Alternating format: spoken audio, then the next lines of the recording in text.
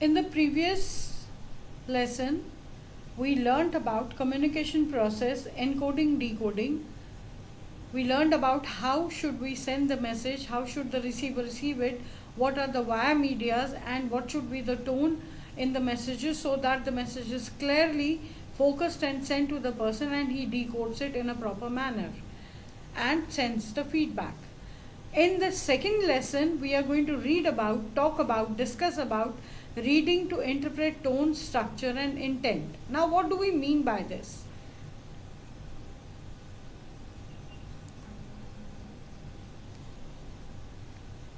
Reading isn't just about what's written, but also how and why is it written.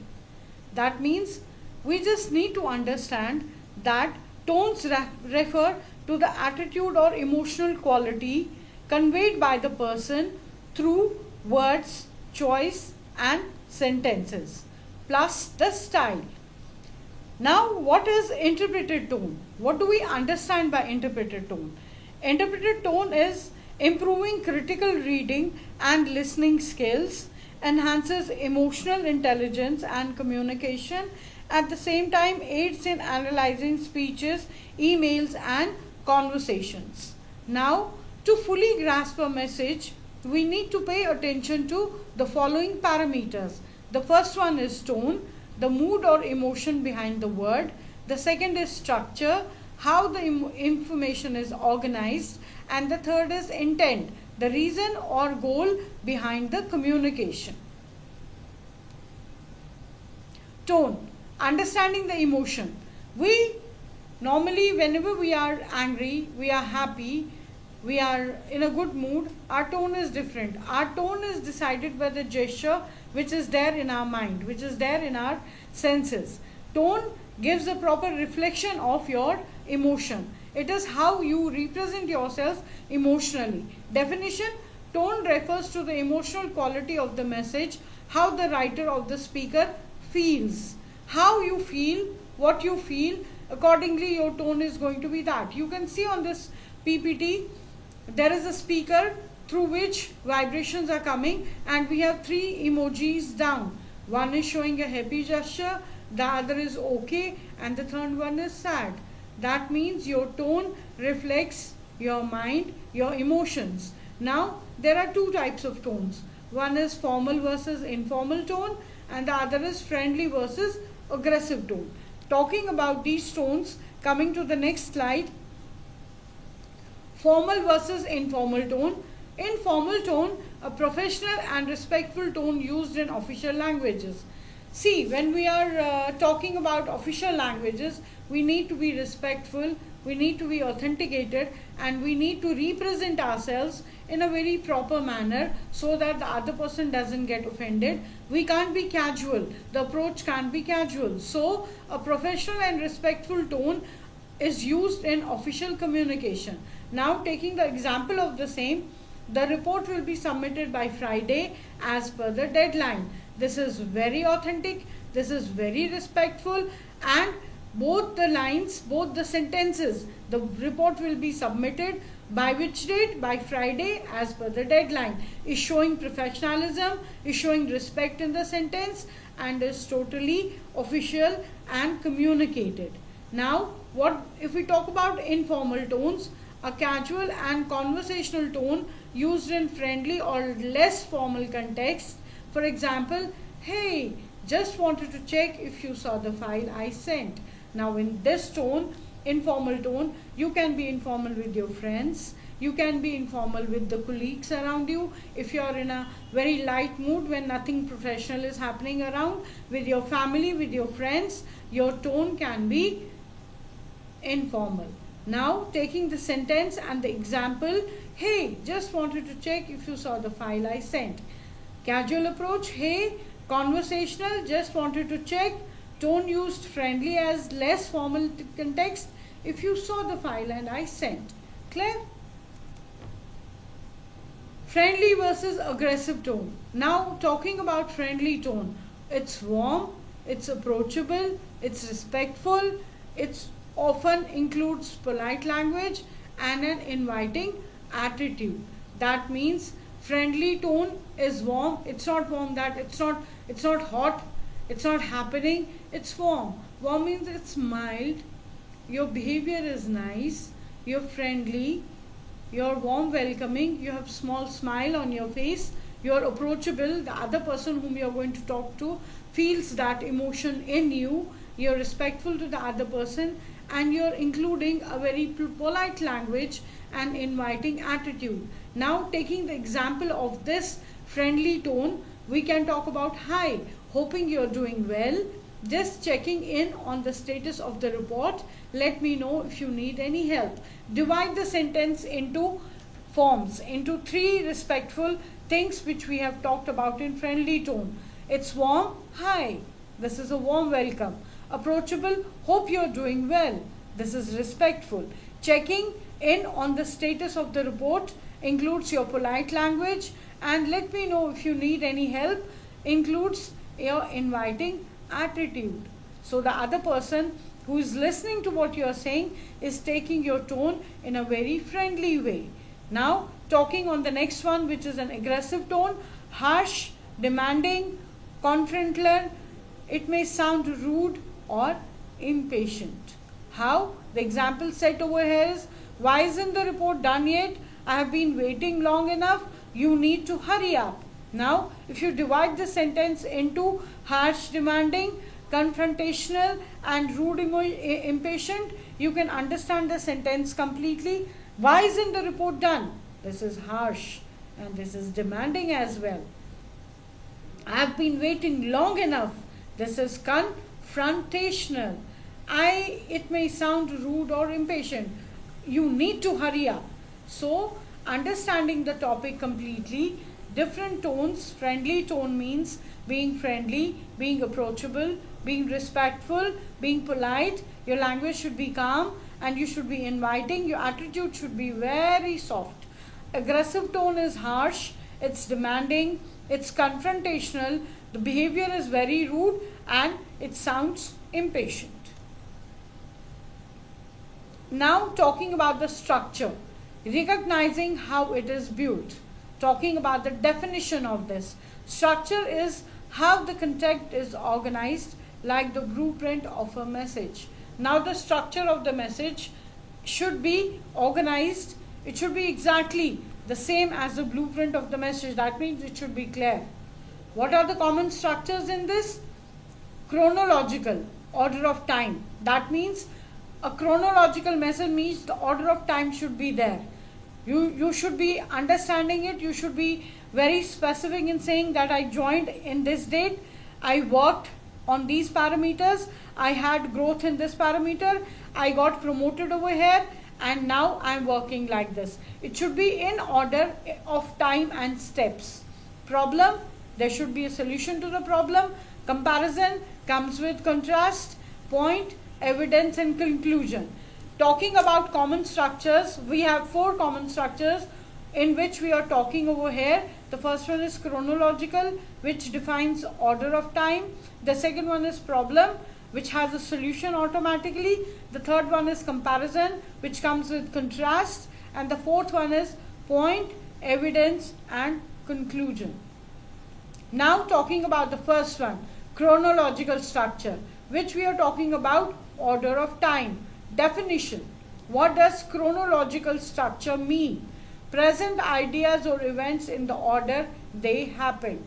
Presenting any idea, any thought or any event in a proper ordered manner according to the time. Used when explaining a process, giving instructions, or telling a story. There can be 3 situations. 1, explaining a process. 2, giving instructions. And the third one, telling a story. Now, taking the example of the same. First, I joined the company in 2020, order of the time. Then I was promoted to team lead in 2021. Finally, I became a project manager last month. So, I described my journey of work according to the order of time. I joined in 2020, I was promoted in 2021, I became a manager last month. This follows the sequence of events over time. So the definition is that you have to talk about present ideas, events and what's happening. Then you have to see explaining a process, giving instructions or telling a story. And the example for it is, you joined a company in 2020, in 2021 you were promoted, and now when you've done a good work of time, when you overtime, you have became the project manager last month. Problem, solution and structure. Definition starts by identifying a problem that provides one or more solutions. Any problem whatsoever it is needs to be identified. We need to identify the problem. Unless and until the problem is identified, we cannot come up with the solution. Identifying the problem, start by identifying a problem, then provide one or more solutions. The first thing that we come to know that, okay, now we have a problem. What is the problem? Need to find the problem. Once you find the problem, you provide the solutions. What is the second step to it? Writing reports, proposals, or making a case for the change. You need to report the problem. You need to take proposals for the problem. You need to make a case for the change. There is a problem, it needs to be changed, it needs to be rectified, so the problem has to be registered. Example, the team productivity has dropped. To improve this, we are introducing a new time tracking system. The problem is that the team's productivity has dropped. Maybe the parameters are not covered properly. Maybe there is no timeline guideline given to them. Maybe they are not working according to the timeline given line. So the productivity is dropping. Now we have understood the problem. How do we fix the problem? We fix the problem that we need to improve on time tracking systems. We need to improve through time tracking. We need to improvise the systems. We need to check on the team whether they are doing the things on the guided timeline. It first defines the issue and then presents a fix. Comparison, contrast, structure and similarities and differences. Definition: compares two or more things to show how they are alike or different, used when analyzing options, making decisions or explaining changes.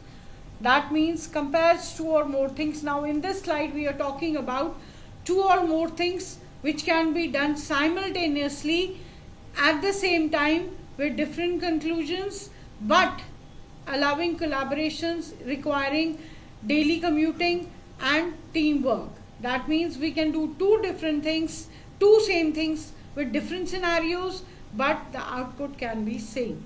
Used when analyzing options, making decisions or explaining changes.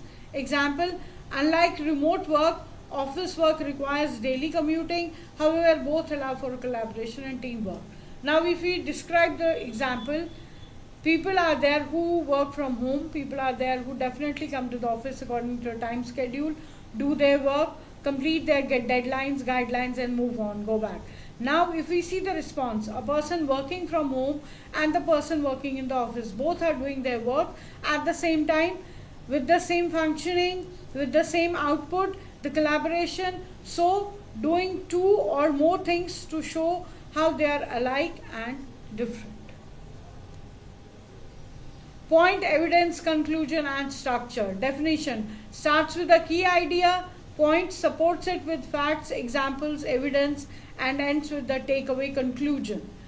That means anything starts with a key idea, has a point, supports it with facts and examples. You need to have a key idea first. With that key idea, you need to support that key idea with examples and evidences. Then you need to end with a takeaway conclusion. Key idea is there, point is there, support system is there, examples and evidences are there. So the conclusion should be definitely taken. Making arguments, writing essays or giving presentations. Through ideas, through arguments, through presentations, we can clear the points, we can show the evidences and we can come to a conclusion. For example, remote work increases productivity. A 2023 study says employees were first 15% more efficient from home. So we should offer flexible work options. Now the point, what is the point over here? Remote work increases productivity. That is the point. What is the evidence? Evidence is that in 2023, study showed that 15% more efficiency is there when people are working from remote locations. So the conclusion is we should offer flexible work options. That is the conclusion. This structure builds a persuasive logical argument. Reading to interact, tone, structure and intent. Identifying intent, understanding the purpose. We should know the purpose of what we are thinking, planning and understanding to do. Definition. Intent is the purpose behind the message. Why did the sender write or say this? Anybody who is talking about a particular topic, who is intending to drop a message to somebody else, to convey his communicative system to the other person, has an intention. Why is he saying that? Now, commenting on this, we have common intents: to inform, to persuade, to instruct or to request. Either he wants to inform or he wants to persuade the other person on some productive thing. Third, he wants to instruct him for something. Or four, he wants to go for a request. Now, talking about the common intent with the example: informing, sharing a data or update. The example can be, the office will be closed tomorrow. This is information. Second, persuade, convince or influence. This product would improve your workflow significantly. This is the example. If you have to persuade somebody, this product would improve your workflow significantly. Instruct, give directions. Please upload your ID and resume before Friday. This is the instruction which you are giving to the other person. You are coordinately telling him to please upload your ID and resume before Friday. Now coming to the request, that is the last one. Request, ask for help or support. Could you please send me the latest report? Discussing about all the 4 points of common intents with examples: inform, persuade, instruct and request. Coming to the next one is the example. We need everyone's update by Friday to finalize the report. The intent to this is to request action oriented. We are requesting for an action that everyone should update and finalize the report by Friday, and action should be taken. How to identify intent? Ask yourself, what does the writer want me to do, feel or understand? Look at the call to action or closing lines. Thank you.